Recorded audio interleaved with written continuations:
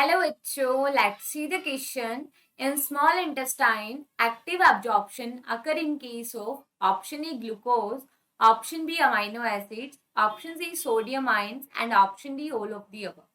देखो small intestine के अंदर क्या होता है कि जब कंप्लीट डाइजेशन के बाद जो स्मॉल फॉर्म्स बन चुकी है, जैसे कार्बोहाइड्रेट की स्मॉल फॉर्म होती है मोनोसेकेराइड लाइक ग्लूकोज, तो अब इसका क्या होता है एब्जॉर्प्शन। प्रोटीन की स्मॉलेस्ट जो फॉर्म होती है that is the amino acid. अब कंप्लीट डाइजेशन के बाद इनका क्या होगा एब्जॉर्प्शन।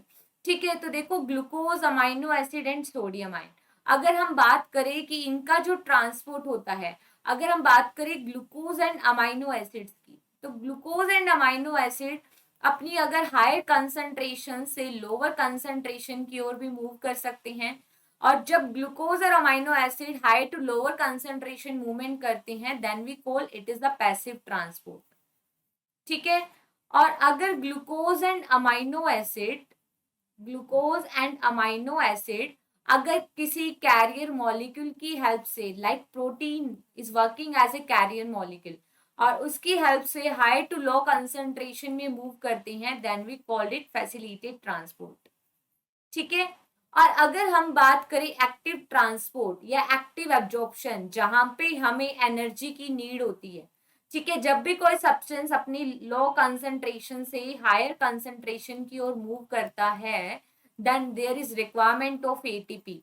अगर हम बात करें सोडियम आयंस की, तो सोडियम आयंस का होता है प्राइमरी एक्टिव एब्जॉर्प्शन। ग्लूकोज और अमाइनो एसिड्स का भी होता है secondary active absorption. It means they are moving from low concentration to higher concentration. That's why requirement of ATP energy and it is the active absorption. तो हम क्या देखते हैं कि ग्लूकोज, अमाइनो एसिड्स और सोडियम, इनका एक्टिव एब्जॉर्प्शन भी होता है। और अगर सोडियम आयन का तो केवल एक्टिव एब्जॉर्प्शन होता है। अगर बात करें ग्लूकोज और अमाइनो एसिड का, तो इनका सिंपल भी हो सकता है, simple passive transport, simple diffusion बोलते हैं जिसे, और इनका फैसिलिटेड ट्रांसपोर्ट भी हो सकता है, बट इनका एक्टिव एब्जॉर्प्शन भी होता है। That's why our correct answer is only option D. Best of luck.